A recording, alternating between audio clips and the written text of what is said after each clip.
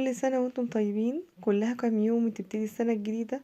نأمل من الله انها تكون سنة سعيدة علينا وعلى الجميع، امين يا رب العالمين. كل سنة واحنا الى الله اقرب. ونأمل من الله ان يبلغنا شهر رمضان لا فاقدين ولا مفقودين. زي ما انتم شايفين النهاردة هنعمل مع بعض التورتة القمر دي. تورتة سهلة وسريعة وحلوة جدا للمبتدئين، مش محتاجة اي تعقيدات، بجد هتعجبكم قوي. وكمان هعملها بحشوة النسكافيه، كريمة النسكافيه. حشوة جديدة ومختلفة وسهلة وطعمها رهيب. بس قبل ما اكمل الفيديو حابة افكركم، لو انتوا اول مرة تشوفوني انا الشيف رورو ودي قناتي، بتمنى تدعموني بلايك وكومنت وشير للفيديو. ولو مش مشتركين في القناة تشتركوا فيها. ويلا بينا نشوف هنعمل وصفة النهاردة ازاي. يلا بينا. طيب بالنسبة للكيك، في بولة عندي 5 حبات من البيضات، يكونوا كبار. البيض اللي انا استخدمته هو البيض الابيض مش البلدي. ممكن تستخدموا الاحمر عادي، مفيش اي مشكلة. وهحط معلقة صغيرة من عصير الليمون، بالنسبة لي بيبقى افضل من الخل، بيشيل الزفارة وبيساعد على رفع البيض. مهم جدا البولة اللي انا اكون شغالة فيها تكون ناشفة تماما، مفيهاش مية، والبيض يكون بدرجة حرارة الغرفة. حط معلقة صغيرة من الفانيليا، وكمان معايا معلقة صغيرة مليانة من محسن الجل. لو هعمل كيك عادي مفيش مشكلة لو انا حطيت خل بدل ليمون، انما مع الاسبونج بالتحديد الليمون بيفرق جدا، لان بيضيع الزفارة بتاعة البيض تماما، لان طبعا البيض بيتضرب فترة كبيرة قوي.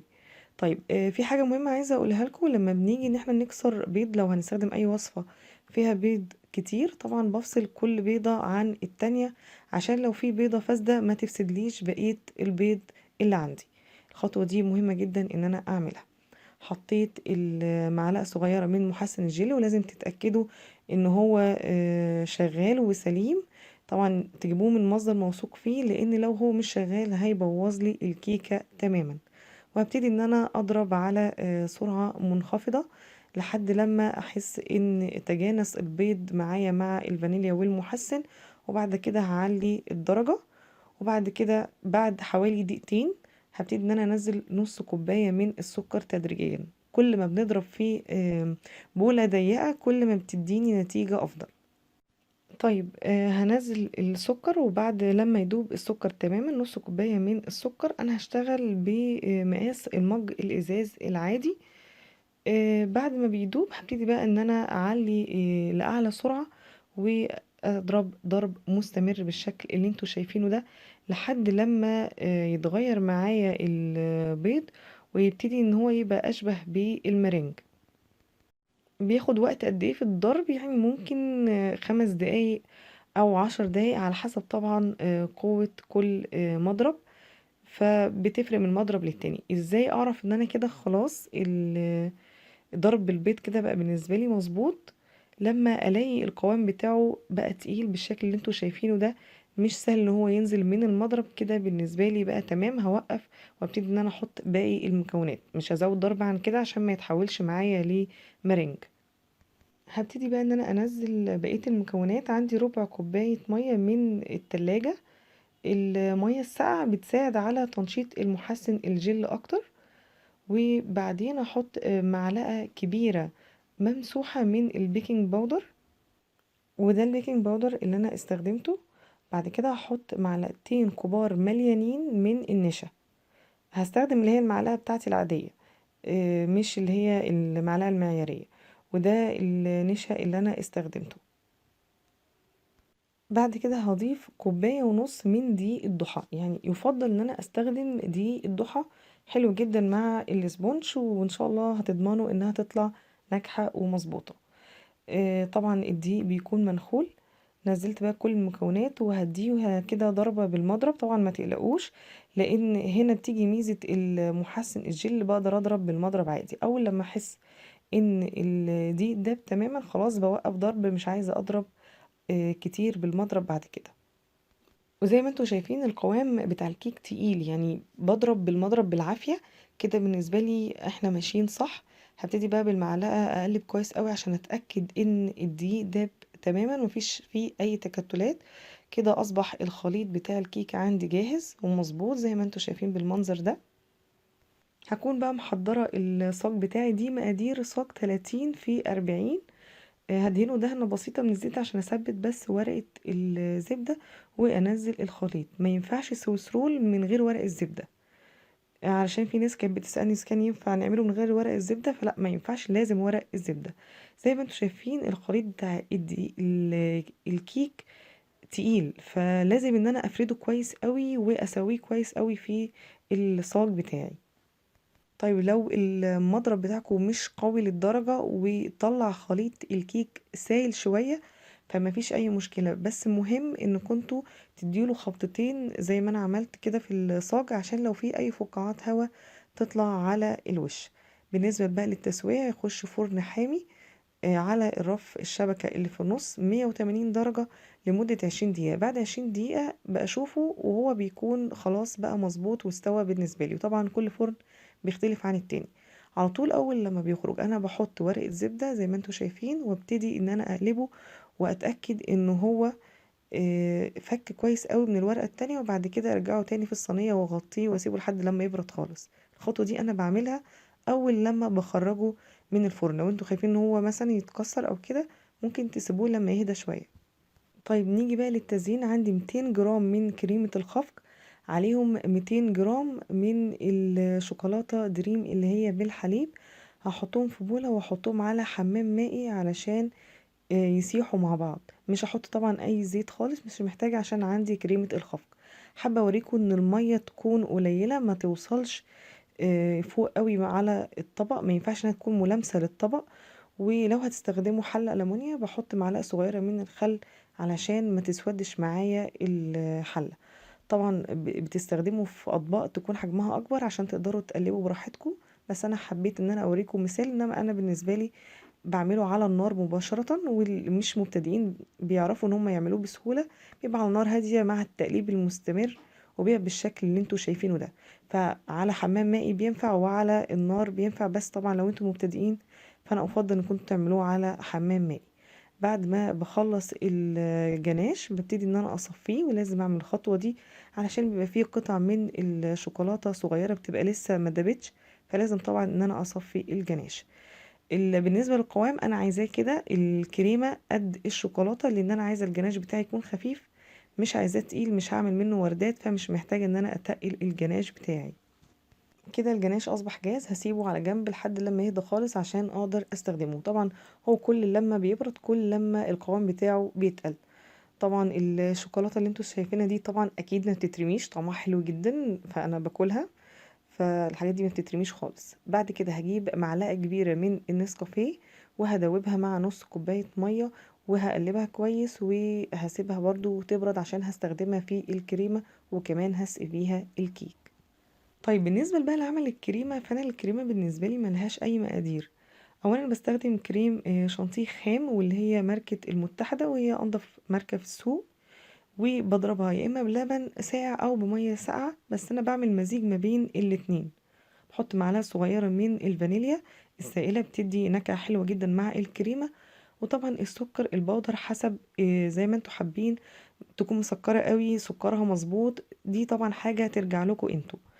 وادوا لنفسكم فرصة في ضرب الكريمة. كل لما بنضرب الكريمة اكتر، كل لما هي بتبتدي انها تتقل. هي بتاخد وقت في الضرب شوية، بتبقوا حاسين ان هي سايلة او كده، ولكن مع الضرب المستمر وعلى درجة وعلى سرعة عالية بيبتدي القوام بتاعها يتقل. طبعا اللبن او المية بنزله تدريجيا لحد لما اوصل للقوام اللي انا عايزاه. اوقات ببقى عايزه القوام يكون سايل، ما يكونش متماسك قوي. ولما بكون بعمل وردات طبعا ببقى عايزه الكريمه تكون متماسكه قوي، وعلى حسب.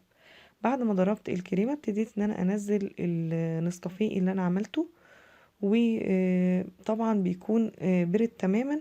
وزي ما انتم شايفين شغاله ان انا بضرب ضرب مستمر، وهنزل لحد برضو لما اوصل للون اللي انا عايزاه. وطبعا بتدوقوا الطعم اذا كنتوا عايزين تحطوا سكر تاني، عشان طبعا النسكافيه هنا مش مسكر، او انتوا سكر قليل سكر كتير، دي حاجة برضو ترجع لكم انتوا. وممكن بعد ما تخلصوا ضرب الكريمة تدخلوها تجمد شوية في الفريزر عشان تديكوا قوام اكتر زي ما انتوا طبعا حابين. لكن انا عموما في كيكة النهاردة مش عايزة الكريمة يكون قوامها متماسك قوي، عايزاها تكون ناعمة علشان اقدر ان انا افردها كويس. نيجي بقى للكيك. مهم جدا ان انا اشيل الطبقة اللي بتلزق اللي من فوق دي مهم جدا، لان الطبقة دي لو انا ما شلتهاش الكيك مش هيتسقي معايا كويس ومش هيتشرب كويس. الطبقة دي انا على فكرة بحب اكلها، لو انتوا حابين تاكلوها بحب طعمها جدا برضو مش برميها، فدي طبعا حاجة ترجع لكم انتوا. ولو في جزء مش بيتشال بسهولة بالايد زي ما انتوا شايفين كده، بجيب السكينة وبالراحة ببتدي ان انا اقشر كده من على الوش بالشكل ده. طبعا بكون شغالة بالراحة عشان ما اخدش الكيك معايا، ولازم نخلي بالنا كويس قوي. بعد كده هبتدي ان انا اسقي الكيك بالنسكافيه. ممكن كنتوا تستغنوا عن الخطوة دي لان هي كيكة بصراحة طرية جدا ومش مستحملة، بس انا بحب ان انا اسقيها اكتر. بعد كده هبتدي ان انا احط الجناش، وزي ما انتم شايفين القوام بتاعه ابتدى ان هو يتقل معايا ازاي، وافرده كويس مع الكيكة. وبعد كده هبتدي ان انا احط طبقة من الكريمة بالشكل اللي انتم شايفينه ده. بعد كده هبتدي ان انا اساوي الاطراف عشان تطلع معايا مظبوطة. طبعا الاطراف دي مش هنرميها، هقولكم هنعمل ايه فيها في اخر الفيديو. بس هلفها رول علشان تبقى بالنسبة لي زي قطعة الجاتو بالشكل اللي انتوا شايفينه ده، وهشيلها على جنب، وفي اخر الفيديو هقول لكم هنعمل فيها ايه. نيجي بقى لباقي السويس رول، هقسمه بالشكل اللي انتوا شايفينه ده، قسمته لاربع قطع. بالنظر كده، عايزين تستخدموا مسطرة او اي حاجة مفيش اي مشكلة. الجزء الاخير ده بالنسبة لي كان هو اقل جزء، هو ده اللي انا هبتدي ان انا الفه الاول. هلف رول بالشكل ده، لو اتقطع زي ما انتوا شايفينه كده عادي مفيش اي مشكلة، الكريمة بتغطي كل الكلام ده. هبتدي ان انا احطه في الطبق واخد الرول اللي بعده والفه زي ما انتوا شايفين بالشكل ده. متقلقوش من تقطيع السويس رول، ده امر طبيعي لانه لما بيكون كمان طري قوي زيادة عن اللزوم، وكل ده بيتدارى بالكريمة ومش بيبان. بعد ما بخلص وبلف كل الطبقات بالشكل اللي انتوا شايفينه ده، هبتدي ان انا احط جزء من الكريمة من فوق زي ما انتوا شايفين كده، وهدخل التورتة بتاعتي في الفريزر تجمد شوية لحد لما اكمل بقية الكريمة الجزء الاخير. دي كريمة النسكافيه اللي انا عملتها، هبتدي ان انا ازود عليها شوكولاتة خام بالحليب سيحتها مع شوية زيت. ما نكترش الزيت قوي علشان تبقى متماسكة معايا. وطبعا بستنى لما الشوكولاتة تهدى خالص وبعد كده انزلها على الكريمة. وهحط حوالي نص معلقة صغيرة من الكاكاو علشان تديني لون غامق شوية. عايزينها تكون اغمق من كده ممكن نزود كاكاو، مفيش اي مشكلة. طبعا أنا مش قادرة اوصف لكم طعم النسكافيه مع الشوكولاتة، حاجة بجد وهم، وطعم بجد جميل جدا، لازم تجربوه. بعد كده زي ما انتوا شايفين حطيت الكريمة داير ما يدور في على التورتة. وبعد كده هبتدي ان انا اسويها بالشكل اللي انتوا شايفينه ده، وبالشوكة كده هعمل الاشكال كده كأنها جذع شجرة.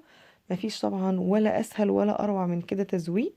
واحاول ان انا ازود الحواف اللي من فوق زي ما انتوا شايفين بالمنظر ده.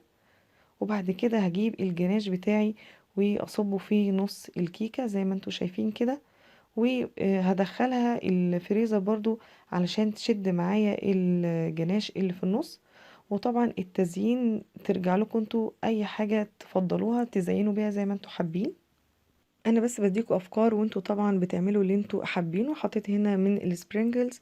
بالنسبه للنجمه والشجره دي انا عملتها من الشوكولاته، وان شاء الله بحاول اعمل لكم حلقه للتزيين بالشوكولاته. بالنسبه بقى للكيك اللي فضل معايا هبتدي ان انا اعمل بيه طواجن السعاده. زي ما انتوا شايفين هحط بقى جزء من الكريمه، وهنزل شويه من الجناش. طبعا الجناش لما برد تقل معايا ممكن ان انا ارجع ادفيه تاني على نار هاديه، مش هياخد معايا ثواني وهيبتدي ان هو يرجع سايح تاني زي ما كان.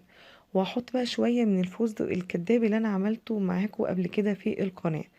يعني احنا بمقادير بسيطة جدا ومتوفرة في كل بيت قدرنا نعمل تورتة، وكمان قدرنا نعمل طواجن سعادة. مش قادرة اوصف لكم قد ايه الطعم جميل، ولا اروع ولا احلى من كده. طيب بالنسبة بقى للكريمة او الجناش لو اتبقى منهم، انا بشيلهم في علبة محكمة الغلق وبحطها في الفريزر وبستخدمهم في اي وقت انا عايزاه. يعني مفيش اي حاجة بتخسر معانا ومفيش اي حاجة بنرميها. الكريمة بعد لما بتطلع من الفريزر ممكن اضربها كويس تاني مع شوية كريم شانتيه خام، بترجع زي الاول وافضل بكتير. وكده نكون خلصنا حلقة النهاردة. بتمنى انها تكون مفيدة بالنسبة لكم، واتمنى ان كنتوا تجربوا الوصفة، ان شاء الله هتعجبكم. وهستنى رأيكم في الكومنتات. والسلام عليكم ورحمة الله وبركاته.